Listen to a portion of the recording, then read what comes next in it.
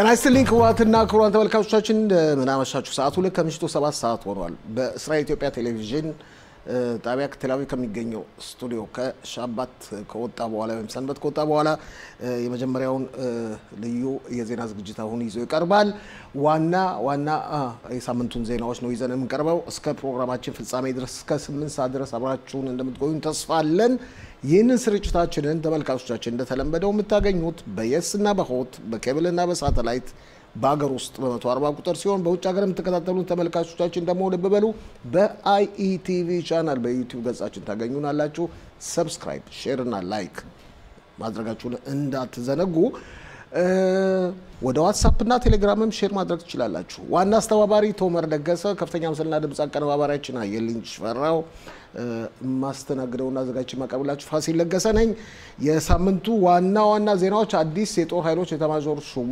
ተሹመዋል ሌፍተናንት ጀነራል ኢያል ዛሚር ይባላሉ እሳቸው በበኩላቸው ምክትል የጦር ኃይሎች የተማዦር ሹም ሾመዋል ሜጀር ጀነራል ታሚር የዳይ ይባላሉ እንደዚሁም አዲስ የደቡብ እዝ አዛዥ ሾመዋል እሳቸው ደግሞ ሜጀር ጀነራል ያኒቫሶር ይባላሉ እንግዲህ በመከላከያሉ ከፍተኛ ለውጥ ያደረጉ ነበር ታጋሾችን ለማስለቀቅ የሚደረገው ጥረት ቢቀጥል እስካሁን ድረስ ግን ምንም አዳዲስ ነገሮችን ለማግኘት አልተቻለም ያሞኔ ታጋሾች በቅርብ ጊዜ ተለቀቁ ከፕሬዚደንት ዶናልድ ትራምፕ ጋር በዋይት ሃውስ ቤተመንግስት ተገናኝተው ተነጋግረው ነበር ሌሎች ሀገር ውስጥ ፖለቲካዎችን ስንመለከት የመንግስት የህግ አማካሪዋን ከስልጣን ለማሰናበት ሂደት ተጀምሯል የሻባኮ ሀገር ውስጥ የመረጃ ድርጅት አዛዥ ምንም እንኳን ለበበሉ ተመልካቾቻችን ሻባኮ ሀገር ውስጥ የመረጃ ድርጅት በጥቅም 7 2023 ዓ.ም ከፍተኛ ውድቀት ቢመጣበትም አሁን ስልጣኔን አለቀም ይያሉ ነው ወደፊትም እናው ነው ምክንያቱም የቀጥታ አዛዣቸው ጠቅላይ ሚኒስትሩና የእስራኤል ካቢኔ ነው ወደፊትም እናው ነው ሌላው ዩክሬንና ሩሲያን በማስመልከት ፕሬዚደንት ዶናልድ ትራምፕ ሰላም ለማስፈን ከፍተኛ ጥረት ያደረጉ ነው የሚቀጥለው ሳምንት እንደገና ሪያድ ውስጥ የሚደረገው ድርድር ይታደሳል ተብሎ እየተጠበቀ ነው ሐማስ በከፍተኛ ጭንቀት ላይ ይገኛል እንግዲህ በያዝነው ሳምንት ይሄ ነው ዋናው ነገር መገንዘብ ያለብን እስራኤል ለጦርነት እየተዘጋጀች ነው ስርጭታችንን እንጀምረው ክቡራትና ክቡራን ተመልካቾቻችን የጦር ኃይሎች ኤታማዦር ሹም ሌፍተናንት ጀነራል ኢያል ዛሚርን ስልጣን የመጀመሪያው ማስመልከት የጦር ኃይሎች ኤታማዦር ሹም የስልጣን ልውውጥ ማስመልከት በያዝነው ሳምንት ካቀረብነው ዘገባ ቀንጨብ አድርገን ነው የምናቀርብላችሁ በያዝነው ሳምንት ሐሙስ ነበር ያቀረብነው ነው አብረን እንመልከት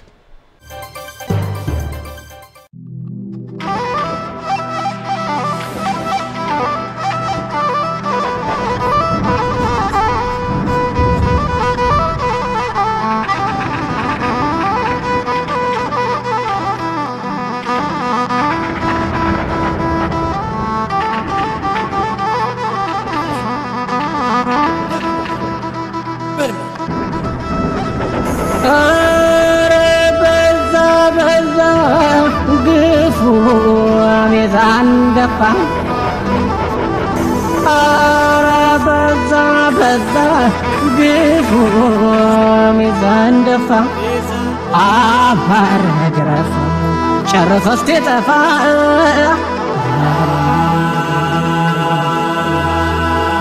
Kan yekotere Ameta tasilto كان يقطر عمتا تصلتو ينفعل طفات يطلع سلاتو بلاو زم على بمثلن أقول يا زنقا زم على بمثلن أقول يا زنقا عايتين عملانو يا حماسو منقا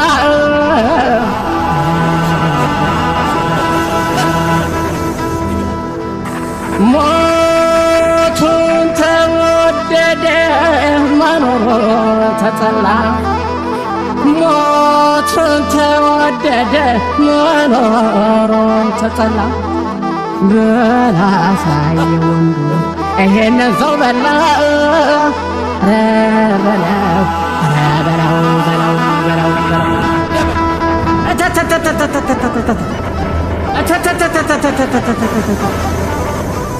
ለባላመሉ ዳቦ ይልሳል ራስ ገርፎ ጅራፍ ይጮኻል ከደጅ ድረስ የመጣን ጠላት ወለው ቀላቅለው ካፈር ከመሬት ያገሬ ጅግና የእስራኤል ጦር ወቀው ለብልበው ባየር በምድር አመድ አድርገው ነዶስ ትጠፋ መስክሮልሃል ዓለም በይፋ መስክሮልሃል ዓለም በይፋ ዘራ ዘራ ዘራ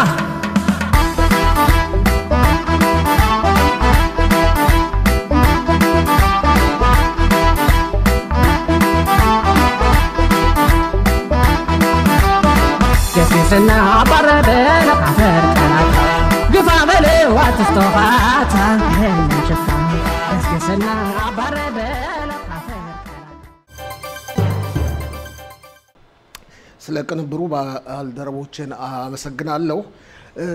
አዲሱን የጦር ኃይሎች ኤታማዦር ሹም ሌተናንት ጀነራል ኢያል ዛሚር ስልጣናቸውን የለቀቁትን የጦር ኃይሎች ኤታማዦር ሹም ሄርጽ ያለቪ በማስመልከት አጠቃላይ ሁኔታ ኮሎኔል መኮንን ተስፋን የወታደራዊ ዜና ተንታኛችንን በያዝነው ሳምንት ረቡዕ አነጋግረን ነበር ነው። ወደ ኮሎኔል መኮንን ተስፋ አልፋለሁኝ። ሞዲኢን ጤና ይስጥልኝ ኮሎኔል መኮንን። ጤና ይስጥልኝ ፋሲል፣ እንዴት ዋላችሁ? እንደምን ዋልክ? ሰላም ነን።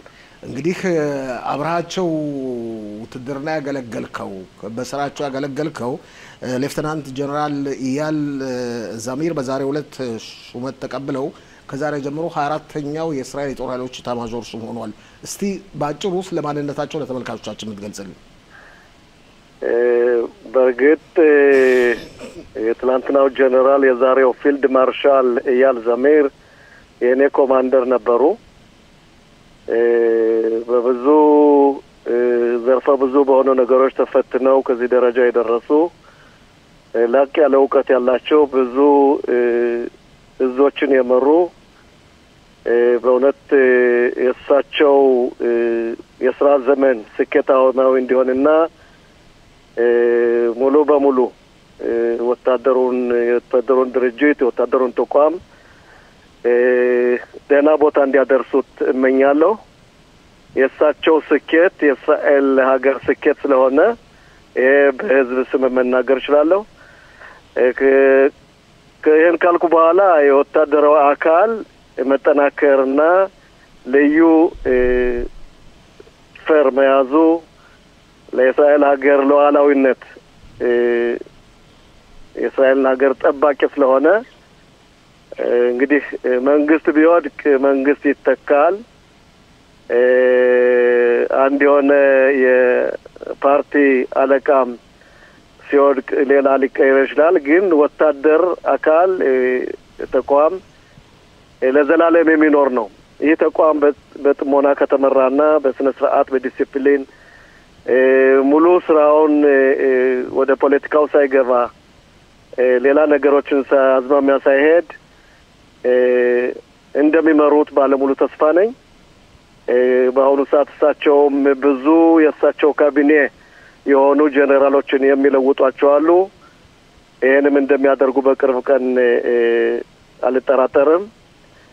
ለእሳቸው ትልቅ አደርነት ሰጥተናል እንደ እስራኤል እንደ ሀገር ይህን ተቋም እንዲመሩ ጥቅምት 7ና ሌሎች ነገሮችም እንዳይደርሱ ለወደፊት በእስራኤል ሀገር በተለይ በአሁኑ ሰዓት በሚደረገው ምርምር ለምን ጥቅምት 7 ደረሰብን፣ ምን አይነት ጉዳት ነው፣ እንዴት አልነበርንም፣ የትኛው ክፍልስ ነው ያልነበረ የሚሉትን ነገሮች እሳቸው በአሁኑ ሰዓት እያሰባሰቡ ኃላፊ የነበሩትን እያስገለሉ ሌላ አንዳንድ ሹመቶች እየሰጡ ይሄን ነገር የሚያጠናክሩ መስሎ ይታየኛል።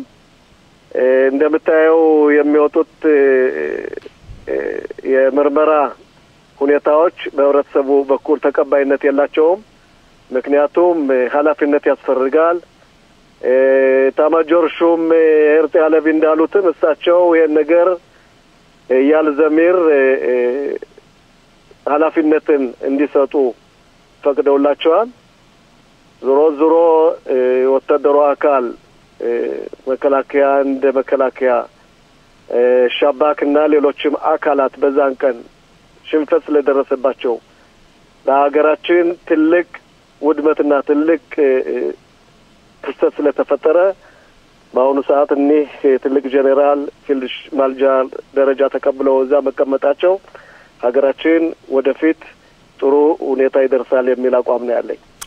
በነገራችን ላይ እዚህ ቆይ አንድ ጊዜ አሁን የምናስተላልፈው በውይይታችን ወቅት በአዛ ያለውን ተጨባጭ ሁኔታ በማስመልከት ነው።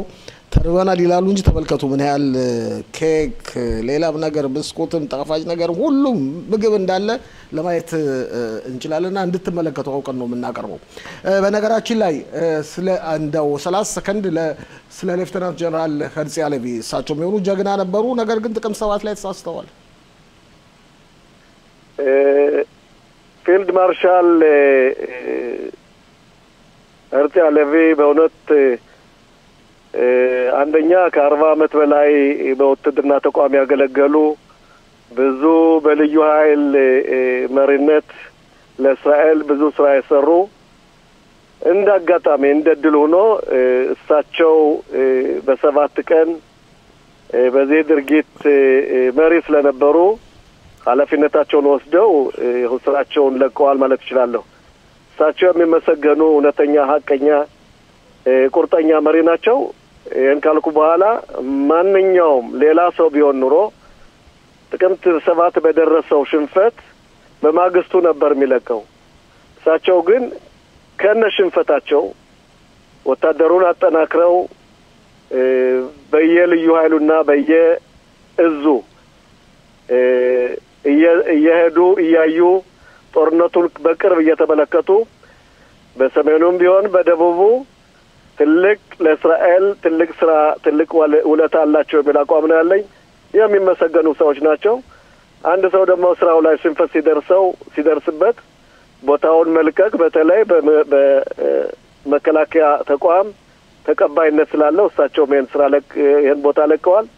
ግን በጣም የሚደነቁ ጎበዝ መሪ ናቸው።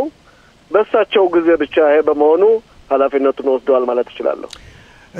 እስቲ ወደ ጥናቶችና ምርመራዎች እንለፍና እንደው ባጭሩ ሌሎችን ርዕሶች ስላሉና ጊዜ ስለሌለን ነው። ባጭሩ ሻባኮ የሀገር ውስጥ የመረጃ ድርጅት በትላንትናው ዕለት ምርመራውን ይፋ አድርጓል። በአንጻሩ ግን አዛዡ ምንም እንኳን በዛ ዕለት በቂ ማስጠንቀቂያ ባለመስጠታችን ሽንፈቱ ይደርስብንም አገር አቀፍ አጣሪ ኮሚቴ እስካልተቋቋመ ድረስ ስልጣኔን አልለቅም እያሉ ነው። ያ ወደ ፖለቲካው እየወሰድከኝ ነው። አልወስድህም ደብሎ ነው አልወስድህም። ሳልወስድህ እንዴት በአገሪቱ ሕግ መሰረት ማን ታዛዥ መሆኑን ብቻ እንድታስቀምጥልኝ ነው። ጠቅላላ ባለ ሁኔታ የሞሳድ ጄኔራል የሚመሩት በጠቅላይ ሚኒስትሩ መስሪያ ቤት ነው። የሞሳድ የሻባኩም የሞሳዱም የሚመሩት በጠቅላይ ሚኒስትሩ መስሪያ ቤት ነው። ጠቅላይ ሚኒስትሩ አለቃቸው ነው ማለት ይችላል። ጠቅላይ ሚኒስትሩ የፈለጉትን ሰው ማውጣት ማውረድ መተካት ይችላሉ። ግን ይሄ አዝማሚያ የሚያሳየው ጠቅላላ ባለ ሁኔታ በብዙ ቦታዎች የሚታየውን ምርኩዝ ለማድረግና የመንግስትም ኃላፊነት አለበት የሚል አባባል አላቸው። ምናልባት የነገርም ተቀባይ ሊሆን ይችላል። ግን እንደ ተቋም የእሳቸውን ሽንፈት ብቻ እንጂ የኔ ሽንፈት የመጣው ከሌላ ነው ማለታቸው ይህ ትልቅ ስህተት ነው። አንድም ተቋም የራሱን ሽንፈት መናገር ሲገባው ይህ ሽንፈት የመጣው በዚህ ሰበብ ነው የሚለው ተቀባይነት የለውም። ሊኖረው ይችላል። ግን እንደ ሪፖርት ሲቀርብ ኢንቨስቲጌት ሲደረግ እኔ የት ላይ ነበርኩ፣ ለምን ተሳሳትኩ በሚሉት መካከል ከ15 ዓመት በላይ በአዛ ውስጥ ምንም አይነት የሰው ሰላይ አልነበራቸውም። ኦኬ በጥቅምት 7 ቀን እንኳን ሀቃትሩ ላይ ይሄ ነገር እንደሚሆን ደርሷቸዋል። ብዙ ዘርፈ ብዙ የሆኑ ስህተቶች ተደርገዋል። ያን ለመሸፈን ግን እሳቸው የሚሉት እንዴት ነው የኔ ስህተት ብቻ ሳይሆን የመንግስት ስህተት አለበት የሚል አባባል አላቸው። በእኔ በኩል ይሄ ነገር ተቀባይነት የለውም። ምክንያቱም የኔን ኃላፊነት የኔን ተቋም መርምሬ ይሄን እዚህ ላይ ነው ወደኩኝ ብለው መናገር ሲገባቸው ይሄ እኮ ግልጽ ነው፣ ለህብረተሰቡም ግልጽ ነው። ማን እንደወደቀ ይታወቃል። ሁለት ክፍሎች በተለይ ወድቀዋል። አንደኛ ሁለት የኢንተሊጀንት ክፍሎች፣ አንደኛ የወታደሩ አቆ ተቋም ሽሞኔ ማታም የሚባለውና የሞዲኑ ክፍል በአጠቃላይ በአዛ ውስጥ የነበረው፣ ሁለተኛ ሻባክ የሚባለው ተቋም ትልቁ ተቋም በዛ በኩል ምንም አይነት ስራ ስላልነበረው ቀድመ ዝግጅቱን ስላላደረገ የተቀበላቸውን እንዴት ነው መልእክቶች እንኳን በጥቅም 7 በፊት መተርጎም አልቻለም። ስለዚህ እሱ አስቦት የነበረው እንደ ብዙ ህዝብ እንደ ብዙ ጄኔራሎች ሐማስ በዚህን ሰዓት ጦርነት አይወጣም የሚል ብቻ ስለነበራቸው ሌላ ይሄን ተቃራኒ አስተሳሰብ ስላልነበረ በዚህ በኩል ትልቅ ስህተት አድርገዋል። በተለይ ደግሞ የደቡብ እዝና የኡግዳት አዛ ጦር ኃይል ሙሉ በሙሉ ይሄን ኪሳራ ኃላፊነት መውሰድ አለባቸው የሚል አቋም ነው ያለኝ። እንግዲህ ፖለቲካ ብላል የፖለቲካውን ጉዳይ ነገ አቶ ሰሎሞን ስለሚኖር ለአቶ ሰሎሞን ተውለታለን። አሁን ወደ ወታደሩ ጉዳይ እንለፍ። አንተ በቂ መልስ ሰጥተናል። እንግዲህ ተመልካቾቻችን በጥሞና አዳምጠውና ተከታትለው ግልጽ ይሆንላቸው ይመስለኛል። እስቲ ወደ አዛ ተጨባጭ ሁኔታ እንመለስ። በአሁኑ ወቅት ዛሬ ጦር ኃይሎች ኤታማዦር ሹም ልውውጥ ብናደርግም አዛ አሁንም እንደተከበበች ነች። ዛሬም የሰብአዊ እርዳታ አልገባም። መጨረሻው ታዲያ ምን ሊሆን ነው? ወደፊት ደግሞ ምናልባት መብራትና ውሃም ይቆማል ይባላል፣ ጦር ኃይሉም ይገባል ይባላል። ምን ሰማለህ አንተ መናገር እስከምትችለው ድረስ? ሁለት ነገሮች አሉ። አንደኛው የእስራኤል ፍላጎትና የዊትኮፍ አባባል አንድ ደረጃ 1 የሚባለውን ማስረዘም ነው። በደረጃ 1 ስምምነት መሰረት 59 የሚሆኑ የታገቱ ወገኖቻችን አሉ። እነሱን ማስወጣት ነው በስምምነቱ መሰረት። ሐማስ እንደሚለው ግን ስምምነቱ አንደኛ ደረጃው አልቋል። ሁለተኛ ደረጃውን መጀመር አለብን። ሁለተኛ ደረጃው ደግሞ ፊልጽል ፍለደልፊንና ወታደራዊ አካል አዛን ለቆ መውጣት አለበት የሚል ነው። በሌላ በኩል እንደምታየው ትራምፕና የተለያዩ የአረብ ሊግ አንዳንድ ፕሮፖዛል አቅርበዋል። አንዳንድ የስምምነት ሁኔታ እንዲፈጠር ያደረጉት አንደኛ በግብጽ መሪነት በአረብ ሀገራት አልጁሊያንን ጨምሮ የሱሪያውን መሪ ጆርዳንን ጨምሮ በነበሩበት የአረብ ሀገራት ትናንት የወሰኑት ውሳኔ በአሜሪካ በትራምፕ በኩል ተቀባይነትን ነውና ይሄ ነገር መተግበር የማይቻል ነው የሚል አቋቋም አላቸው። እነሱ የወሰኑት ምንድነው? አንደኛ ፓለስቲን የምትባል አገር ተቋቋም አዛን ለመገንባት 350 ሚሊዮን ዶላር እንደገና መልሶ ለመገንባት ያስፈልጋል። ይህ ገንዘብ ከአረባት ሀገራት ይመጣል። ግን በአሁኑ ሰዓት አዛ እስክትገነባ ድረስ ሐማስ መሳሪያውን ለረሹታ ፓለስቲኒት ትቶ በተለያዩ ወታደራዊ አካል ተቆጣጣሪነት አሜሪካም ያለችበት የአረብ ሀገራትን ያሉበት ወታደሮች በአዛ ውስጥ ነገር ሙሉ ትግብርና እንዲያደርጉ ነው። አንደኛ ሐማስ መሳሪያውን ቢጥል እንኳን እነሱ እንዳሉት ሐማስ እንደ ድርጅት በአዛ ውስጥ እንዳይኖር ስለተፈረደበት ይሄ ነገር ተቀባይነት የለውም። አዛን ለመገንባት ትራምፕ እንደሚሉት የአዛ ህዝብ በሙሉ መውጣት አለበት ነው ያሉት። ለዛም ነው ግብጽና ጆርዳን ይሄንን ፕሮግራም የደገፉት። ምክንያቱም እነሱ የአዛን ህዝብ መቀበል አይፈልጉም። ኮሎኔል መኮንን ተስፋን በጣም አመሰግናለሁ። እንዲሁም ባልደረቦቼ በያዝነው ሳምንት ከብዙ ጊዜ ቆይታ በኋላ አቶ ሰሎሞ ሞላ ተመልሷል። የፖለቲካ ዜናዊ ተንታኛችን ስላለው ተጨባጭ ሁኔታ በሰፊው አነጋግረኑ ነበር። እነሆ በመጀመሪያ ትላንት አዲስ የጦር ኃይሎች ኤታማዦር ሹም ተሹመዋል። ሌፍተናንት ጄኔራል ኢያል ዛሚር፣ ስለ ሹመቱ ባጭሩ ያለህን አስተያየት?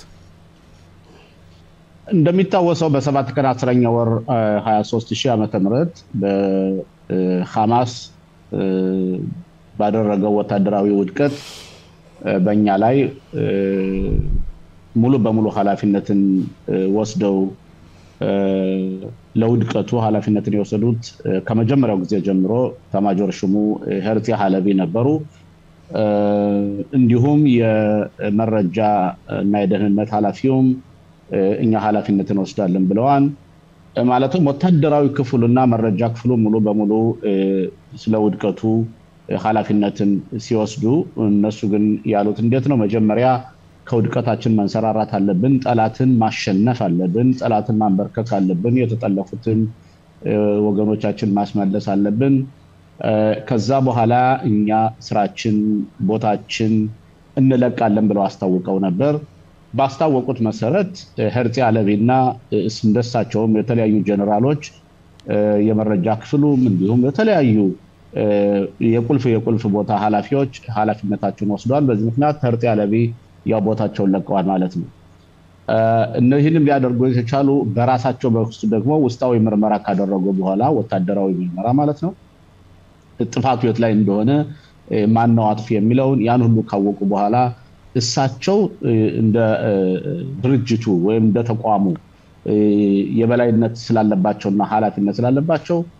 ምንም አማራጭ አልነበራቸውም ከስልጣናቸው ወርደዋል ከዛም ያው መንግስት የኛን ወታደራዊ ተቋም ኢታማጆር ሹም አልባ ማቆየት ስለማይቻል ኢያል ዘሚር ተመርጠዋል ኢያል ዘሚር በነገራችን ላይ ከዛው ውትድርና ለሙስጥ የወጡ ባለስልጣን ሲሆኑ እሳቸው የመከላከያ ሚኒስትር ዋና ስራ አስኪያጅም ነበሩ እና በርግጥ ወታደራዊ ተቋሙ ላይ ምንም አይነት ኃላፊነት ባይኖራቸው ግን ሜጀር ጀነራል ስለነበሩ ከዛ በፊት ጀነራል ስለነበሩ ስራውን ያውቁታል የተመረጡት ሰውዬ በጣም ጎበዝና ጀግና እንደሆኑ ይነገርላቸዋል በርግጥ ቆይተን የምናየው ነው በአጠቃላይ ግን የወታደራዊ ተቋሙ ኃላፊነት መውሰዱ ይሄ ነው የሚጠበቀው ሁልጊዜ እኛ ሌላው አጥፊ ነው ባለ ሳይሆን አንተ በስራችን ላይ እኛ አልተዋጣነውም እንዲያ ብቻ ሳይሆን በንግግራቸው ላይ ሄርጽ አለቤ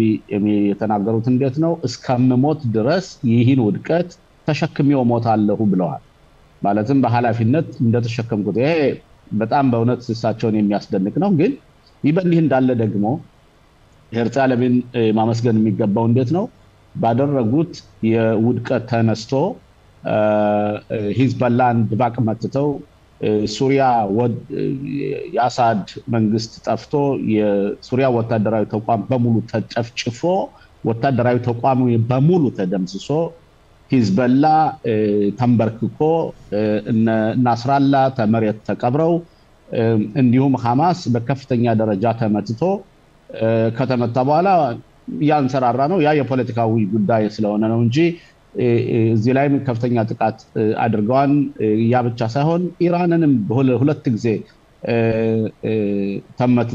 ተመትተዋል ያ ብቻ ሳይሆን የወተት ዝንቦች ምንላቸው ሁቲሞችም አሻግረው ሲጃፍቱ የነበሩት እነሱም ተቀጥቅጠዋል ይህን ሁሉ ያደርጉት የቻሉት ኢታማጆር ሹሙ ባላቸው ወታደራዊ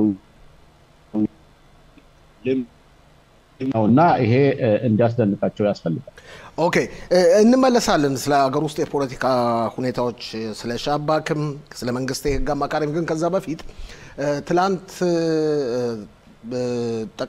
ፕሬዚደንት ዶናልድ ትራምፕ የተለቀቁ ታጋቾችን መስፈት ቤታቸው በቤተ መንግስታቸው በዋይት ሃውስ ተገናኝተው አነጋግረው ነበር እንደሰጡት መግለጫም ከሆነ መጀመሪያ የታጋቾችን ድምጽ እና አመለካከት ከሰሙ በኋላ ለመጨረሻ ጊዜ በማለት ሐማስን በከፍተኛ ሁኔታ አስጠንቅቀዋል ሐማስ ግን አልቀበልም ይያለ ነው ያው ሐማስ ለሞት አፋፍ የደረሰ ድርጅት ነው በነገራችን ላይ ራሳቸው ሐማሶች ከእንግዲህ በኋላ አዛን የማይገዙ መሆናቸውን ራሳቸውም እየተናገሩ ነው ግን አልለቅም ይያሉ አይደል ያቶ ሽሎሙ ነው ያው እነሱ እየተጫወቱት ያሉት አሁን ምናቸው መሰለ የነሱ ክሬዲቶቻቸው ወይ የመኖርና በዚያ አማካኝነት እየተፈራገጡ ያሉት የኛ ተጠላፊዎች ናቸው የኛ ተጠላፊዎች ባይኖሩ ኖሮ የቀረው የሐማስ ተቋም በከፍተኛ ደረጃ እንደሚደመሰስና እነሱ እንደሚንበረከኩ ምንም ጥያቄ የለው ምንም ጥያቄ የለው እዚህ ላይ ግልጽ መሆን አለበት ከመጀመሪያው ጊዜ ጀምሮ ሐማስን በሚደበደብበት ጊዜ አዛን በሚደበደብበት ጊዜ የኛ መንግስት ደግሞ ያልወሰነው ውሳኔ አለ ሐማስን ከወክሎ ወይም እሱ በሐማስ ቦታ የሐማስ የአዛን 2.4 ሚሊዮን ህዝብ የሚያስተዳድረው ማን የሚገባውን የሰብአዊ እርዳታ የሚያከፋፍለው ማን ነው? አሁን አቁሞ የለን የሰብአዊ እርዳታ አሁን 5 ቀን ነው መሰለኝ የሆነ ነው። ቆይ እኔ አሁን አይደለም ማለት እኔ እየተናገርኩት ያሉት ሐማስ ሊኖር የቻለው ምክንያቱን ነው እየገለጽኩልህ። ኦኬ። እና በወቅቱ ለምሳሌ እኛ ወታደሮች ከገቡበትና ካጣጣቁበት ቦታ ሐማስ እንደገና ያንሰራራ ነው እየተባለ 2 ጊዜ 3 ጊዜ 4 ጊዜ በጀባሊያ ሌሎችም ገብተዋል። ያ ከመጀመሪያው የኛ መንግስት ያደረገው የፖለቲካ ኪሳራ አለ። ፖለቲካ ኪሳራው እንዴት ነው? ማን ነው አሁን አንተ ለምሳሌ እኔ እናንተ ከሆነ ቦታ በመንሄድበት ጊዜ አብረን እየሄድን ላንተ የሰብአዊ እርዳታ የሚሰጥ ሰው ካለ አካባቢው ማን ነው አታም ብታውቀው ባታውቀው ማን ነው የሚረዳ በምትልበት ጊዜ የምታስተዋውስ የሚሰጥህ ነው። ስለዚህ ሐማስ ምንድነው ያደረገ? በሰማይም ወረደ በመሬትም ወረደ በመርከብ ማርጎ ገባ የሚገባውን ሰብአዊ እርዳታ የኛ ወታደሮች ወይ ስላላከፋፈሉት ወይ ደግሞ ሐማስን የሚተካ ተቋም ስላልነበረ ወይማ የዓለም አቀፋዊ ድርጅቶች ስላልነበሩ ኡንራ ደግሞ የራሱ የሐማስ ተቋም እንጂ የኦብጀክቲቭ የሆነ ተቋም ባለመሆኑ ሐማስ ዞሮ የሞቱበትን እየቀበረ ሌላ እየመለመለ የሰብአዊ እርዳታ አከፋፋይ በመሆኑ ልክ እንዳለና እንደኖረ ሆኗል። ስለዚህ እዚህ የእስራኤል ኪሳራ ነው። በተለይ የዲፕሎማሲና የፖለቲካ ኪሳራ ነው። ቢሆንም እንኳን አሁንም ቢሆን ማለት ነው አሁንም ቢሆን ሐማስ ተመትቷል። አልተመታም ማለት አይደለም። ሐማስ ተቀጥቅጧል። በነገራችን ላይ ለምሳሌ እኛን የተጠለፉትን ሰዎች በሚልኩበት ጊዜ ከዛ ስቴንድ ያዘው ስብሰባ እያደረጉ እየፎከሩ የኛን ተጠላፊዎች የሰብአዊ መብታቸውን እየገነገፉ እንዲያውም አንዱስ ይድነቃችሁ ብሎ በአደባባይ ሁሉ ራሱን እንዲስሙለት ሁሉ ጠይቀው አንተ ገዳይክንና አሰቃቂን ታርገነው በይፋ ሳምል ይሄ የሚያሳዩት እኛን ለመጉዳት የእስራኤል ህዝብ ሞራል ዝቅ ለማድረግ የሚያደርጉ በነገራችን ላይ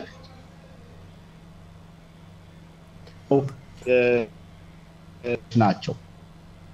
እነሱ ለዛ ስራውን እንደጨረሱ ወደ ቤታቸው ይሄዳሉ። እስከዚህ ድረስ ነው ሐማስ እየተጫወተ ያለው ጨዋታ የቂል ጨዋታ ነው። ቢሆንም እንኳን ቆቆይውል እዚህ ላይ ልመጣልህ ነው። አሁን ትራምፕ ያቀረቡት ሐሳብ አለ አዛን በማስመሰል ያው ካንተ ካቀረብከው አስተያየት ጋር ለማያያዝ ነው ያቀረቡት ሐሳብ አለ። ነዋሪዎች ለቀው መውጣት አለባቸው ከዛ በኋላ ያዛ መገንባት አለበት ብለዋል። በአንጻሩ የአረብ ሀገሮች ካይሮ ውስጥ በመሰብሰብ አቶ ሽሎሞ እስራኤል ከወጣች በኋላ እኛ እናስተዳድራለን የፍልስጤም ራስ ገዝ ያስተዳድራል የሚል እንደውም ሐማስ እንዳይወጣና ዛው እንዲቆም የሚል ሐሳብ አቀርበዋል።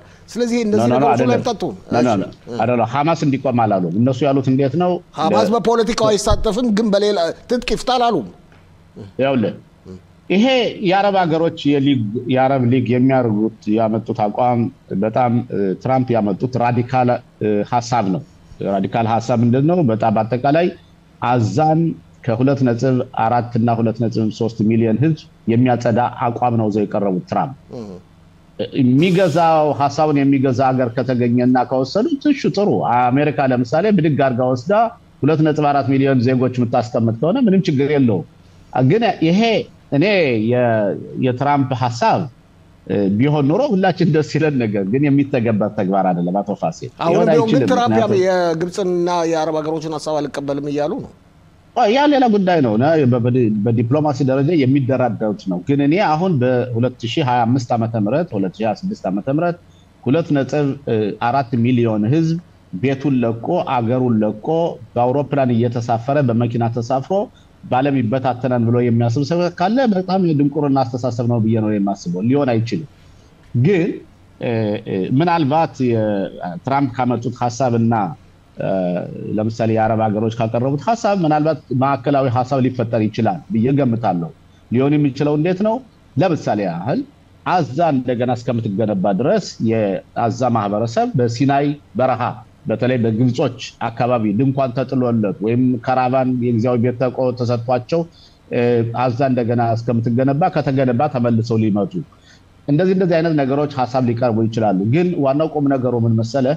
ትራምፕ በቫኩም ላይ አይደለም የሚሰሩት። እሳቸው ብቻ የሚሰሩት ነገር አይደለም። ሊሆንም ከዛው ደግሞ አሜሪካ እኔ ቦታውን ወስጄ የቤት ግንባታ ድርጅት አቋቁሜ እኔ ቆጣጠረዋለሁ ይሄን አደርጋለሁ እኔ እንደመስለኝ ከሆነ ዝም ብሎ አጉል ሐሳብ ነው ብዬ ነው የማስበው አንድ ነገር ግን አለ የትራምፕ አቋም በተለይ አሁን የተለቀቁት የሚለቀቁት ሰዎች ወይ የተጠለፉትን ሰዎች ለማስለቀቅ ያላቸው አይበገሬነትና ቁርጥ ያለ ሐሳብ ግን ትክክለኛ ነው እሳቸው ያሉት እንዴት ነው ወይ ተለቋቸዋላችሁ ማትለቁ ከሆነ የሚፈልገውን የጦር መሳሪያ ሁሉ እንደው እኔ አንዳንድ ወሬ ሰማሁት እንዴት ነው የአሜሪካ ወታደሮች ራሳቸው ከኛ ወታደሮች ጋር ስልጣን እየሰለጠኑ ነው የሚባል ሁሉ ሐሳብ እንደዛ የሚባል ነገር አለ አዎ እንደዛ የሚባል ነገር አለ የት እንደሰማሁት በግሌ ልነግርህ እችላለሁ ምን መግራት ጀረባ በጣም ትክክለኛ መረጃ ስለዚህ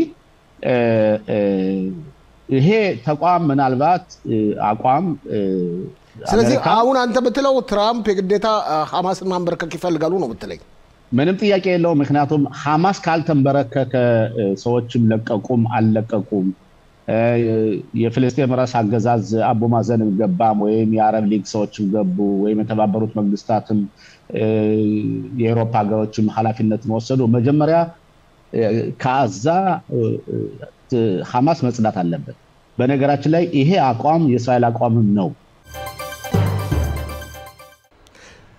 አቶ ሽሎሞን እና እንዲሁም ባልደረቦችን አሁንም በጣም አመሰግናለሁ በዚሁ ሳምንት በዚሁ ቀን ማለት ነው ሐሙስ ነበር አቶ ሽሎሞን ያነጋገርነው አቶ ሽሎሞንና ከህግ ጠበቃ ቢቢተው ጋርም ስለብዙ ነገሮች ሰፋ ያለ የሐሳብ ልውውጥ አድርገን ነበር እነሆ የህግ ጠበቃ ቢቢተው ከትላንት በስቲያ ይመስለኛል ኢትዮጵያ በመሄድ እስራኤላውያን ዜጎች ልጅ ከወለዱ በኋላ ልጆቹን ወደዚህ ለማምጣት የተለያዩ ችግሮች ያጋጠሙ ነው ይህን በማስመልከት ህጋዊ መፍትሄ ለመስጠት ችሎታ እንዳለና ሐሳብ እንዳለ በሰፊው ገልጸ ነበር ይህ ሁኔታ ተመልካቾችን ጥያቄ እንዲያቀርቡ ያስገደዳቸው መስሎ ይታየኛል በተደጋጋሚ ብዙ ተመልካቾች ወደ ጣቢያችን በመደወል ይህ ነገር አዲስ ነው እስቲ የህግ ጠበቃ ቢቢተው ምን እንደሆነ ቢያብራራልን የሚል ጥያቄ ያቀርቡ ነው አሁን ስለቀረበ አዲስ ሆነ እንጂ ጉዳዩ አዲስ አይደለም ውስጥ ለውስጥ ነው ፊት ለፊት እኮ አይደለም የወጣው ነገር የነበረ ነው ይሄም እንግዲህ በዓለም አቀፍ ደረጃ ስናየው እስራኤል ከተቋቋመች ጊዜ ጀምሮ ማንኛውም በየትም ዓለም ያለ ይሁዲ ወደ እስራኤል ሀገር ለመምጣት ወካሽቡት የሚለው መመሪያ አለ በሱዳን በኩል የመጡትና በ1991 ዓመተ ምህረት ከአዲስ አበባ የመጡትም ሁሉም ወካሽቡት በሚለው የመጡ ናቸው ከዚያም በኋላ 1992 ዓመተ ምህረት ዜራ እስራኤል የሚለውን በወካ ክኒሳ ማምጣት ተጀመረ ከዚያን ጊዜ ጀምሮ ባለፉት ዓመታት መንግስት ፓርላማው ባሳለፈው ውሳኔ መሰረት 3000 እንዲመጡ ፈቅደናል ከነሱ በስተቀር ማንንም አንመለከትም ማለት ሚስራድ አብኒም እነዚያን 3000 ወላጅ አያት ወታደርነት የሚያገለግል ያላቸው እህት ወንድም ያላቸውን በማለት 3000 ጨርሰናል ብለው አሁን ወደ አመት የሚቃረብ በአገሪቱ ውስጥ ባጀት የለ ምን የለ እንዲሁ ዝም ብሎ ተዘግቶ የቆየ ነገር ነው ስለዚህ አሁን ባለንበት ሁኔታ ሁለት ነገሮች በጣም ከፍተኛ ችግር ላይ ደርሰዋል አንደኛ ሆካሽቡት በሚለው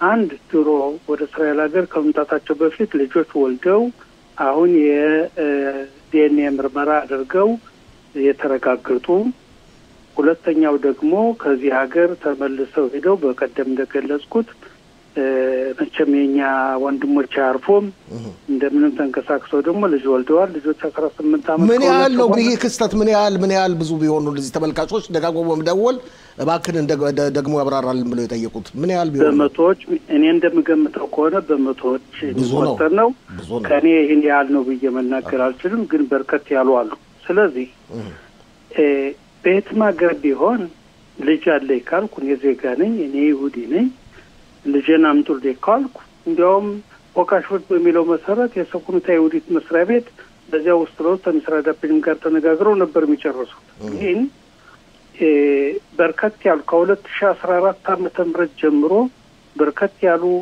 ወገኖች ልጅ አለኝ በማለት አመልክተው ለሚኒስትር አዳፕኒም ኮድ ቁጥር ተቀብለው እየጠበቁ የነበሩና እስከዚያኛው እስካሁን ድረስ መልስ ያልሰጡት በርካቶች ናቸው። በሁለተኛ ደረጃ አንዳንዶች አልፈው ኦኬ ማመልከቻን ተቀብለናል፣ ግን ጉዳይ እንድናይልህ ካስፈለግ የአባትነት መብት ማረጋገጫ አምጣ በማለት የአባትነት መብት አረጋግጠው ደብዳቤ ተቀብለው የሚሄዱት በሰኩኑት በኩል እንክብካቤ ስለሚደረግ አሁን በሰሞን ወደ የተወሰኑ ሰዎችን አመጥተዋል። ሌሎችንም እንደሚቀጥሉበት አምናለሁ። ችግሩ አሁን በጣም ያለው ማን ነው? አንድ እኔ እንጃ ይሄ ነገር መቼም በራሻ በኡክራይና በአሜሪካ ቢገኝ ኑሮ በጣም እንትን ነው። ለምሳሌ ገሌ ማለት ባልችልም ወደ ሱዳን ሲሄዱ በ1984 አርማጭሆ በረሃ ላይ ተጠልፈው ቀርተው ጠፍተው በማታ አሁን ከ40 ዓመት በኋላ ተገኝተው የወላጅነት የልጅነት ማረጋገጫ ዲኤንኤ ምርመራ አድርገው አምጡልኝ ሲባሉ የሚሰጡት መልስ ሌላ ነው። ሁለተኛ በአሜሪካ በካናዳ ቤትም ሀገር የሚኖሩ የቤተ እስራኤል ዘሮች ወቃሽቡት የሚመለከታቸው አሜሪካ በቃን ካናዳ በቃን ወደ እስራኤል እንምጣ ሲሉ ሚኒስትር አዳፕኒም የሚያቀርብባቸው በጣም በጣም በጣም የሚገርም ነው። እንደ አሜሪካው ብድግ ብለው መምጣት አይችሉም። ስለዚህ በእነዚህ ጉዳዮች ላይ በጣም በርከት ያሉ ወገኖች ሚኒስትር አዳፕኒም ይሄዳሉ፣ የሚንከባከባቸው የለም፣ ጉዳያቸው የማያይላቸው የለም። በዚህ ላይ ይሰቃያሉ። እኔ ያየሁት ጥቂቶች አንድ ሁለት የሚሆኑ ደህና ወገን ያላቸው አጎት አክስት ያላቸው በመስሪያ ቤት የሚሰሩ ሄደው በሳምንት በሁለት ሳምንት ውስጥ አሳክተው ያመጣሉ። ሌሎች ግን በብዛት የሚሰቃያሉ። ስለዚህ ለምን እኛ ዜጋንን ከተባልን እኛ ይሁዲነን ከተባልን ከዚህ ሀገር እንደሚያስቡት እንግዲህ ልጆቻችን ሄደው በጦርነት ሲሞቱ ሲሳተፉ ጎበዞች ናቸው ሊወደዱ ነው። ልጅ አለኝ ወገን አለኝ ስንባል ማንሰማበት ምክንያት በጣም በጣም በጣም የሚገርም ነገር ነው። እዚህ ሀገር ያለው ሁኔታ ችግሩ በመንግስት ደረጃ እንዳለም ሆኖ የኛም ህብረተሰብ ዝም በል የኔ ንግር ነው አለ ይባላል ፈሪ። ሁላችንም በአንድ ላይ ተያይዘን ይህን ጉዳይ መፍትሄ ማግኘት ሲገባን በተናጠል ደን እንሞክራለን። ብዙዎቻችን ውጤት አናገኝም። ጥቂቶቻችን ሰው ያለን ቀረብ ያለ ሁኔታዎች የሚጣሩበት ሁኔታ አለ። ስለዚህ በአጠቃላይ የኢትዮጵያ ይሁዶች ጉዳይ በኢትዮጵያ የ2 ዓመት በበላይ የሆነ ነው ጦርነት ያለበት ነው። በተለይ አማራ ክልል ብዙ ዜጎች ብዙ ልጆች የዲኤንኤ ምርመራ ሆኖላቸው መምጣት አይችሉም ተብሎ እዚህ ያለ ነው። በክነሴት ያሉ ወንድሞቻችን እህቶቻችን ምን ይሰራሉ? ለምን ዝም ይላሉ? ለምን ይሄ ነገር አይታወቅም? እና ይሄን ስታይ እኔ በጣም ይገርመኛል። ምናልባት እሺ እመለሳለሁ ግልጽ ነው። እስቲ አቶ ሽሎሞ አጠር ባለ ሁኔታ አስተያየት እንድትሰጠኝ እፈልጋለሁ። በተለይ አጠቃላይ ሁኔታ ያለው ስላሊያው ችግር እናውቀዋለን፣ ግን ኢትዮጵያ በመሄድ ከወለዱ በኋላ እንደገና ልጆችን ለማስመጣት ስለሚደረገው ችግር የምትሰማው ካለ ወይስ አስተያየትም ካለ በዚህ ላይ አቶ ሽሎሞ? አሎ ኦኬ ይሰማል? አዎ ይሰማል። አሁን ቀጥል። በመጀመሪያ ደረጃ በእውነት ጠበቃ ቢቢተው ያቀረበው አጀንዳ በጣም አስፈላጊ አጀንዳ ነው። ትክክለኛ አጀንዳ ነው። ነገሮችን መወያየት አለብን። በራሳችን በማህበረሰባችን ውስጥም እንወያይባቸው ነገሮች ያሉ መስለው ይታየኛል። መንግስትን ሁሉ ጊዜ ኮምፕሌን ማድረግ ወይም ተወቃሽ ማድረግ ብቻ ሳይሆን በእኛ በኩልስ ምን ይጠበቅ ነበር? እንደዚህ አይነት ነገሮች በእኛ በኩልስ ምን ይጠበቃል? መንግስት ወደ ጎን እናድርግና በእኛ በኩል ለመጣለ ነው። ወደዛ ለመጣለን ከመሰረቱ እኛ ኢትዮጵያውያኖችን ከኢትዮጵያ ያለንም ይሁዲዎችን እንድንመጣ እንደማይፈለግ ከዚህ ያለው ተቋም ከአሊያው ጋር ቀጥታ የሚያያዝ ጉዳይ ነው። ምክንያቱም እንደዚያ ባይሆን ኖሮማ ጠበቃ ቢቢተው እንደሚለው ሆቃሽቡት አውቶማቲካሊ መፍትሄ ስለሚሰጥ እንደዚህ ሰዎች መምጣት ይችሉ ነበር። ስለዚህ መሰረታዊ ችግሩ የእስራኤል ሀገር መንግስት ከኢትዮጵያ ይሁዲዎች እንዲመጡ አይፈልግም። በተለያየ መንገድ ቁጥራችን እንዲቀንስ እንዲጨመር አይፈልግም። ይሄን ልትወው ለሌላ ጊዜ እንወያይበታለን። አሁን ወደኛ ማህበረሰብ በምንሄድበት ጊዜ በመጀመሪያ ደረጃ ከዚህ ሀገር ወደ ኢትዮጵያ ሄደው ከሚስቶቻቸው በላይ የሚወልዱ ሰዎች ካሉ ለሚስቶቻቸው ስለማይናገሩ በፍቅረኛ መንገድ በተለያዩ ምክንያቶች ይሄ የቤተሰቡ ስብስብና ቤተሰብ ጥላቻ ሁሉ የሚያመጣ ነገር ነው ኢትዮጵያ ሄዶ ስራ የሚሰራ ካለ የሚቆይም ካለ መውለዱ ትክክል ነው አይደለም የሚለው ለወላጁና ለቤተሰቦቻቸው ለሚስቲቱ ከዚያ ሀገር ላለው እንተው የኛ አጀንዳ አይደለም የራሳቸው ጉዳይ ነው ግን ከሆነ በኋላ ይህ ችግር እንደማይፈጠር ሰዎች ማወቅ የሚገባቸው ነገር ማንኛውም ሰው ማንኛውም ዜጋ ተመልከታ ተፋሲል መለውን ማንኛውም ዜጋ ለምሳሌ ልጅ ከወለደ በሁለት ሳምንት ውስጥ በ15 ቀን ውስጥ ያን የተወለደ ህፃን የተወለደ መሆኑን ልጅ የወለደ መሆኑን ለአምባሲ ወይም ለኮንስላ ሄዶ ማስመዝገብ ነበረበት ለምሳሌ ካስመዘገበ አውቶማቲካሊ ያን ልጅ ዜግነት ይሰጠዋል የእስራኤላዊ ዜግነት ከተሰጠው ፓስፖርት ይወጣል እዚህ ላይ ጥያቄ አለ አቢ የሚመልሰው አንተ እንድትመልስልኝ ይፈልገው እንበል ይሰው ባለትዳር ሆኖ ኢትዮጵያ ተቀምጦ ኢትዮጵያ ሄዶ ልጅ ይወልዳል ያን ልጅ ነው ብሎ ካስመዘገበ ዜግነት ይሰጠዋል በበድ አውቶማቲካሊ ምንም ጥያቄ የለውም ለምን ብትለኝ የሚጠየቀው ጥያቄ ያ ወላጅ የወለደው ሰውዬ ሚስት አለ ወይስ ሚስት ላይ ነው ከሚስት በላይ ነው የወለድክ አይደለም ጥያቄ የሚጠየቀው ያን ልጅ ያንተ ልጅ ነው ወይስ አይደለም ነው ስለዚህ ከቤተሰብ ሚስት በላይ ወልደሃን የሚለው ጥያቄ ወይም ሴትነት ወንድ አብሊሽ ስትንቆስ ወጭ እንኳን ያረጉት ብዙ ጊዜ ወንዶች ነው እና የሚቀርበው ጥያቄ ያን ልጅ ነው አይደለም የሚለው ነው እንጂ ከትዳር በላይ ነው ወይስ አይደለም የሚለው የቆንስላው ጉዳይ አይደለም ስለዚህ መሆን የሚገባው አሁን ቢሆን ለወደፊቱ ማለት ነው ይሄን ችግር ለማቋለል አሁን ያሉት በመቶ የሚቆጠሩ ናቸው ያለው ጠበቃቢ ቢተው ከፈታን በኋላ ምን ጊዜም የመጓዛችን የመምጣታችን ኢትዮጵያና እስራኤል የተሳሰረ ሀገር ስለሆነ ወደፊት ሊኖር ይችላል ስለዚህ ትብርታዊ ውይይት ነው በየ ስለምገምተው የምትወልዱ ሰዎች ካላችሁ በወለዳችሁ ልጅ ማፈር የለባችሁም በወለዳችሁ ልጅ ኃላፊነት መውሰድ አለባችሁ ችግሩን ለማቃለል ከፈለጋችሁ ደግሞ ለወደፊቱ የምትወልዱት ልጅ ደግሞ ተሰቃይቶ ተቸግሮ እንዳያድግ ከፈለጋችሁና ኮንፍሊክት እንዳይፈጠር ከተፈለገ በመወለዱን ባወቃችሁ በሁለተኛው በ15 ቀን ውስጥ ኮንስላ ሄዳችሁ የተወለደበትን ቦታ ከዚህ ወልጃለሁ ብሎ ወይ ሆስፒታል ከተወለደ ወይ ከቤትም ከተወለደ ከቀበሌ አስመስክሮ የምስክር ወረቀት የተወለደበትን ምስክር ወረቀት ይዞ ሄዶ በ15 ቀን ውስጥ ማስመዝገብ ይችላል ታስመሰገበው በነገራችን ላይ በማስመዘገብበት ጊዜ የዲኤንኤ ምርመራ ሁሉ አይጠየቅም አቶ ፋሲል እንዳሁን እንደሚደረገው ማለት ያ ሰውዬ ሰርቲፊኬት ይዞ መጥቷል ከዛ አስመዝግቦ ከመጣ ደግሞ ከዚህ ሀገር መስራራፍን ሄዶ ኢትዮጵያ ልጅ ወልጃለሁ ብሎ ያው ወዛ ኮንሱላ ስለሚመዘገብ አውቶማቲካሊ ከዚህ መስራራፍን ይመዘገባል ልጁ ማለት ነው እና በዚህ ሁኔታ ችግሩን መፍታት ይቻላል ማለት ነው ኦኬ አንድ ቃልን ለማጠቃለያ በዚህ ላይ አስተያየትን በመጀመሪያ ደረጃ አቶ ሽሎሞ ያለው በአሜሪካ በአውሮፓ በሌሎች ሀገሮች እንጂ በኢትዮጵያ ሁኔታ ይሄ ጉዳይ የሚሰራ አይደለም ይሰራን አቶ ፋሲል ይሰራን አቶ ፋሲል አቢ ይሰራን ለቋቋል ነገር ነው ቢያንስ 2 ወይም 3 ሰዎች እኔም ማውቃቸው እኔ ረድቻቸው የተመዘገቡ አሉ ለዛ ነው ስለማውቅ ነው ሳላውቅ አይደለም የተናገርኩት ኦኬ አንተ ስለረዳቸው ነው እንጂ ምን መረጃ ይዘው ነው በኢትዮጵያ ልጆች ብዙውን ጊዜ የሚወለዱ በገጠር ነው ወይም እንደዚህ ሀገር የቲፓት ካላ ምንለው የርግዝና መከታተያ የሐኪም ቤት ደግሞ የወለዱበት መረጃ ብዙዎቹ ያላቸው ምናልባት ሊሆን ይችላል ብዙ ግን ከዚህ ሀገርም እንኳን ልጅ አለኝ ብሎ በሰርግ በምን ለማምጣት ሲፈልግ ብዙ ነገር ነው የሚባለው ስለዚህ በዚህ ጉዳይ ላይ ምናልባት አንተ የረዳቸው ሰዎች አንተ ነገሩን ስለምታውቀው በአንተ ጉዳይ ተፈጽሞላቸው ይችላል ግን ብዙሃኑ በ99% የሚሆነው ያለ እርዳታ ያለ ህዝብ ነው ስለዚህ ልጆች ተወልደዋል ለምን ተወለዱ እንዴት ተወለዱ የሚለው አይመለከትም እኛው ምንለው ይሁዲ ነኝ ዜጋ ነኝ ኢትዮጵያ ሄድኩ የኢትዮጵያ ሴቶች እንኳን እኛን ደካማዎችን ይቀርና ንጉስ ሰለሞንንም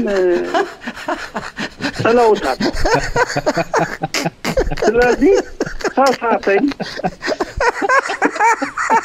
እሺ ቀጥል ወለድኩ አሁን መታየት ያለበት እኔ ወይም እናቱ አይደለም መታየት ያለበት ልጁ ነው እሺ አንተ ፈላሻ ልጅ የተባለ በዚያ በመናውቀው ክልል እንደዚያ ብሎ ሲቀር 18 ዓመት ከቆየ በኋላ ተመርምሮ ዲኤንኤን አባትህ ነው ልጅ ነህ ከተባለ በኋላ አገሪቱ ማምጣት ሲገባት ሌላ ምክንያት የምታመጣበት ምንድን ነው? ይሄ በጣም ያሳዝን ነገር ነው።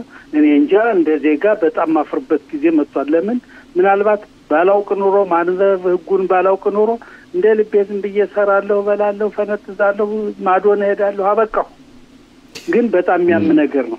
ኦኬ እንደዚህ ነው የምናደርገው። አሁን አልጨረስነውም በዚህ ጉዳይ የሚቀጥለው ሳምንት እንወያይበታለን። አቶ ሽሎሞ ካንተ ጋር ብዙ መወያየት እንችል ነበር ጊዜ ስላጠረ ነገም የሚቀጥለው ሳምንትም እንደዚሁ እንወያያለን። ብዙ የምንነጋገርባቸው ርዕሶች አሉ። ተደፋፍቀናል። እንገናኛለን እንደገና። አመሰግናለሁ ሁለታችሁንም። አመሰግናለሁ። አቶ ሽሎሞንም የህግ ጠበቃ አቪ ቢተውንም በጣም አመሰግናለሁ። ወታደሮቻችን ማስታወሳችን የተሰዉትን ወታደሮቻችንን ማስታወሳችን እንደቀጠልን ነው። አቶ አበረ ይማኑና ጓደኞቹ ወታደር ኤርሚያስን ለማስታወስ የተለያዩ ዝግጅቶችን በቤርሸባ ከተማ እያደረጉ ነው። ይህን በማስመልከትም በያዝነው ሳምንት እሁድ አነጋግረነው ነበር ነው። አሁን ደግሞ አስቀድሜ ደጋግሜ እንደተናገርኩት ወደ አቶ አበረ ይማኑ ቤርሸባ አልፋለሁ። አቶ አበረና ጓደኞቹ ቤተሰብ በአንድ ላይ ሆነው ወታደር ኤርሚያስን ለማስታወስ የተለያዩ እንቅስቃሴዎችን እያደረጉ ነው። ጤና ይስጥልኝ አቶ አበረ። ጤና ይስጥልኝ አቶ ፋሲል፣ እንዲሁም አድማጮቻችን ጠቅለል ባለ ሁኔታ 140 ቻናል ሰራተኞች በሙሉ። አቶ አበረ በጣም አመሰግናለሁ። እንግዲህ ኤርሚያስ ነፍስ ይማር የቤርሸባ ከተማ ነዋሪ ነበር። በዚህ አሰቃቂ ጦርነት ተሰውቷል። መስዋዕትነቱ ምን ጊዜም እያስታወስነው ነው። እሱን ለማስታወስ የተለያዩ እንቅስቃሴዎችን ጀምራችኋል። እስቲ ለተመልካቾቻችን ግልጽ ብታደርግልኝ። ኦኬ አመሰግናለሁ። እንግዲህ 50 አለቃ ኤርሚያስ ደጉ መኩሪያው ማለት ነው ያው ባለፈው በአመት በ2024 በ10 በ5ኛው ወር 2024 አዛ በነበረው ያው ጦርነት በዛ ነው የተሰዋው። እንግዲህ የዕለተ ቀብሩ የነበር በ12 5ኛው ወር ነው የነበረው እና ያው እንግዲህ 50 አለቃ ኤርሚያስ ደጉ መኩሪያው በእውነት ከቅርብ የማውቀው ልጅ ነው። ማስተናገጃ ጣቢያ እንኳን ቅሊጣ ቦታ ላይ አብረን ነበርነ እና በእውነት ነው የምልህ ይሄ ልጅ በጣም ጥሩ ልጅ ነው። በእውነት ወላጆችም ቢሆን ሌላ ልጅ እንኳን የአካባቢንም ሆነ እንኳን ሲጠሩ ኤርሚያስ ነው የሚሉ በእውነት ነው የምልህ። አሁንም እንኳን ከዚህ ዓለም ተለይቶ እንኳን ያው ቢያንስ በሳምንትም በሁለት ሳምንትም ካዘንተኛ ቤተሰቦች ጋር እየተገናኘነ አንድ አካባቢ ነን እናጽናናለን። ነገር ግን አሁንም ቢሆን በእውነት ነው የምልህ በጣም አዘኑ የመረረ ነው። ያው ልጆቻቸውንም ሌሎችንም አሁንም ሲጠሩ ኤርሚያስ ነው የሚሉ በእውነት ነው የምልህ በደቂቃም በሰዓትም የዚህ ልጅ ስም ያው ይጠራሉ እና መራራ አዘን ነው ያለባቸው በእውነት። እኛም ያው አስተባባሪ ኮሚቴ ወንድሞች ጋር ሆነንም በየጊዜው እየርነ እነዚህን ወንድሞቻችን አዘንተኛ ቤተሰቦችን ያው እናጥናናለን። የህዝበ እስራኤል በሙሉ ከነሱ ጋር ጎን እንደሆነ ያው ይሄርነ እናጥናናለን። በእውነት የእስራኤል ህዝብም እንዲሁም የቤርሸባ ህዝብ በእውነት ምስጋና ይረሳው ባለው ትብብር በእውነት ከጎናቸው ነው እስካሁን ድረስ ከጎናቸው ነው ያለ እና ለእስራኤል ህዝብ ጠቅለል ባለ ሁኔታ ለሁሉም እግዚአብሔር በእውነት ከነሱ የደረሰ አዘን አይደረስበት ነው የምንለው። እስቲ ትንሽ ወደ ኋላ እንመለስና አቶ አበረ ምታክ ከሆነ የት ነው የሞተው? እንዴት ነው የሞተው? እንደደረሳችሁ ዜና እንግዲህ ያው ባዛ በክሬንሻሎም አካባቢ ይመስለኛል ያው እንደደረሰን አርብ ቀን ነበረ ያው የሞተው። እንግዲህ ያው ለቤተሰቦችም የተነገራቸው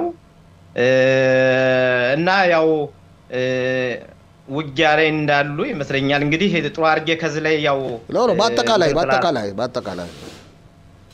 በአጠቃላይ ያው እንግዲህ እንደማንኛውም ነው የሰማነ ያው እንደዛ እንዳልኩ ሞተ የሚለውንና አብረን ነው የነበርን በእውነት አጎትየው ጋራ የሆነ ሰው ሞቶ ከዛ ቦታ ላይ ቆይተን አብረን እንደመጣነ በእውነት ባልጠበቅነው ሰዓት ላይ ሰንበል ሊገባ ያው ትንሽ ደቂቃዎች ነው ቀርተውት የነበረ በዛን ሰዓት ይሄንን ዜና ስንሰማ በጣም በእውነት ነው የምልህ ከምንም በላይ ያዘን ነው እና ባጭሩ ልጁ በእውነት ከኔ በላይ ሌሎችንም እንደዚያው አቀርበህ ብትጠይቅ የበለጠ ጥሩ ነው እና ጋሽ ፋሲል በእውነት እንዴት አድርጌ ልንገርህ ልጁ በእውነት ካስተዳደጉም ጀምሮ በጣም ደግ ልጅ ህሩሩ ልጅ ነው ያለ እድሜው ነው በእውነት የነበረው ሰባዊ ሁኔታ እንግዲህ ምንም ማድረግ አይቻልም በአገሩ ጉዳይ ነው የተሰዋ በጀግንነት ነው የተሰዋ ነፍሱን ይማር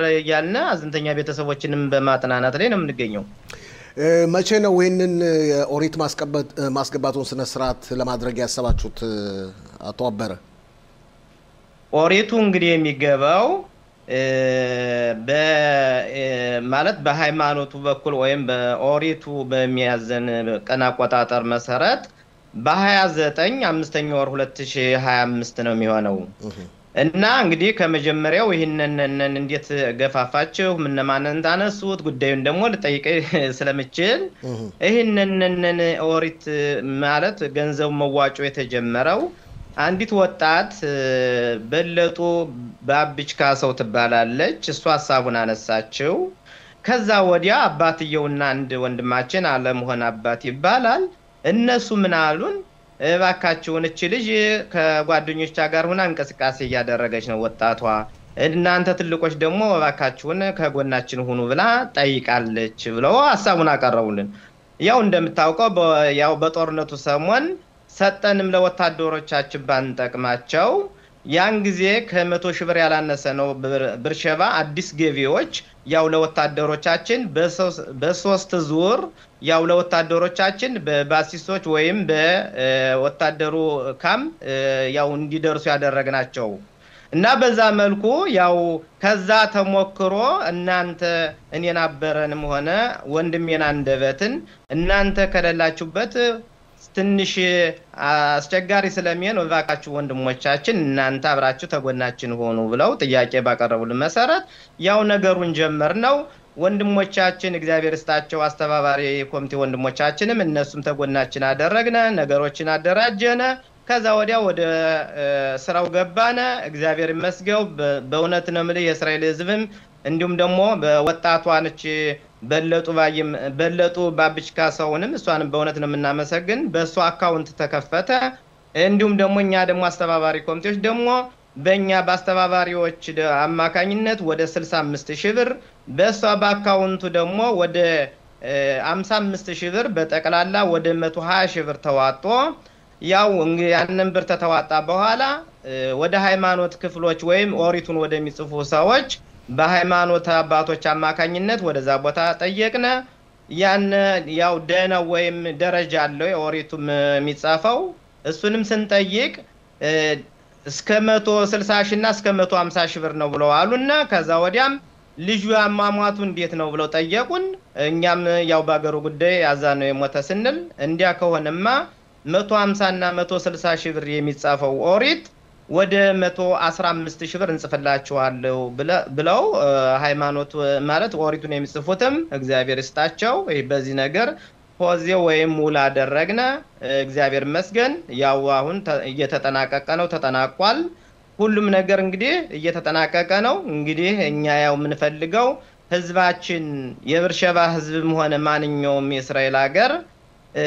በዚህ ቀን ያው አንደኛ ኦሪቱንን ያው ከብኮ እንዲያስገባ ወደ ቤተ ክህነት እንደገና ደግሞ ያው በዛን ቀንም ደግሞ አመታቱ ስለሆነ ነፍስ ይማር እንድትሉልን የሚለው ነገር ለማንኛውም ለናንተ ለሚዲያ ለመገናኛ ሰራተኞችም ለማንኛውም ሰው መጥቶ በዛን ቀን ነፍስ ይማር እንዲልልን ባለው ሁኔታም እንዲተባበረን የሚለው ነገር ነው ሐሳብ እናቀርበው ትልቅ አስተዋጽኦ ነው አንተም ሆንክ ወንድም ሀብነት በየጊዜው የምታደርጉት በእውነት የምትደነቁ ናችሁ በነገራችን ላይ በአሁኑ ወቅት የቤርሸባ ተጨባጭ ሁኔታ እንዴት ነው? ያው ጦርነቱ ለዘብ ብሏል፣ ገረበብ ብሏል። ምናልባትም እንደገና ይታደሳል እየተባለ ነው። ያው ታጋቾች ስላልተመለሱ አስተያየትህን በዚህ ላይ? ባለው ሁኔታ እግዚአብሔር ይመስገን አሁን ያው እንደ ሁልጊዜው ስራውን ህብረተሰቡም እየወጣ እየገባ እየሰራ ነው። እግዚአብሔር ይመስገን። ያው እንግዲህ ተጠልፈውም የሄዱትም ደግሞ እንግዲህ ያው መቼም ከሞላ ጎደሉ ያው ስብራት ቢኖርም የሞቱት አስከሬኖችም ቢመለሱ ሌሎችም እንደዚሁ ደግሞ ቢመለሱልንና ሰላሙ ነገር መጥቶ የታፈነው የሄዱትም ቢመለሱልን ለሀገራቸውና ለቤተሰባቸው ለህዝባቸው ቢያበቃልን ምኞታችን ነው።